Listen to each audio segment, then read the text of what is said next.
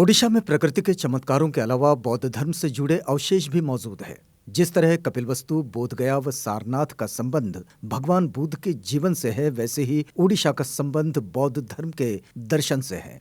ओडिशा के लगभग हर हिस्से से बौद्ध दर्शन से जुड़ी चीजें मिल चुकी है। ओडिशा में बौद्ध शिल्प व दस्तावेजों का बड़ा खजाना रत्नागिरी, ललितगिरी और उदयगिरी में है। इनसे जुड़ी लांगुड़ी की पहाड़ियों में भी हाल ही में कुछ चित्र मिले हैं। राज्य के लगभग हर हिस्से से बौद्ध दर्शन से जुड़ी चीजें मिल चुकी हैं। 261 ईसा पूर्व में जो कलिंग युद्ध हुआ था, उसके बाद यहाँ बौद्ध धर्म की लोकप्रियता बढ़ी। इसके बाद ही सम्राट अशोक का हृदय परिवर्तन हुआ और सुदूर पूर्व व दक्षिण एशिया में बौद्ध धर्म का विस्तार शुरू हुआ। ओडिशा से बौद्ध धर्म के जुड़ाव के प्रमाण चीनी यात्री ह्वेनत्सांग की डायरी, अशोक के समय व उनके बाद के स्तूप, ताम्रपत्र, बौद्ध साहित्य और तमाम चित्रों से भी मिलते हैं। चीनी यात्रियों फाहियान व ह्वेनत्सांग के अनुसार यहाँ बौद्ध धर्म महायान और हीनयान आदि सभी रूपों में मौजूद था। बौद्ध धर्म कई रूपों वज्रयान, कालचक्रयान व सहजयान आदि का उड़ीसा बड़ा केंद्र था।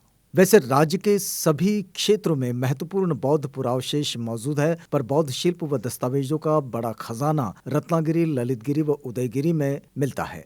इनसे जुड़ी लांगुड़ी की पहाड़ियों में भी हाल ही में कुछ चित्र मिले हैं जो सम्राट अशोक के बताए गए हैं। रत्नागिरी भुवनेश्वर से करीब 100 किलोमीटर दूर स्थित ये पहाड़ी ब्राह्मणी, किम्हिरिया और बीरूपा नदियों से घिरी है। सन 1985 में हुई खुदाई के दौरान यहाँ से एक विशाल स्तूप और 2 बड़े विहार, एक छोटा विहार, कई छोटे छोटे स्तूप, शिलालेख, कांसे की प्रतिमाएं और टेराकोटा मुद्राओं के अलावा कई अवशेष यहाँ पाए गए थे। यहाँ ईंटों से बने विशाल स्तूप के अवशेषों से पता चलता है कि कभी श्री रत्नगिरी महाविहार आर्य भिक्षु संघ यही रहा है। यहाँ पाई गई 5वीं से 13वीं शताब्दी के बीच की मुद्राओं से भी ये जाहिर होता है कि उस समय यहाँ बौद्ध धर्म का गहरा प्रभाव था। यहाँ पत्थर के स्तूपों पर वज्रयान के प्रतीक भी खुदे हैं, जिनसे यहाँ बौद्धों के प्रभाव की पुष्टि होती है। इससे जुड़े संग्रहालय में कई अभिलेख, कलाकृतियां व दस्तावेज सुरक्षित हैं। ललितगिरी रत्नागिरी के पास मौजूद ललितगिरी का महत्व 1985 में भारतीय पुरातत्व सर्वेक्षण विभाग द्वारा की गई खुदाई के बाद पता चला। यहाँ बोधिसत्व की मूर्तियों समेत सैकड़ों कलाकृतियां मिली हैं। अपने अनुभवों तथा रीति रिवाजों को संरक्षित रखने के लिए ओडिशा के लोगों ने अनूठी विधियां निकाली है। ये जानकारी एक स्तूप पर लगे शिलालेखों से मिली।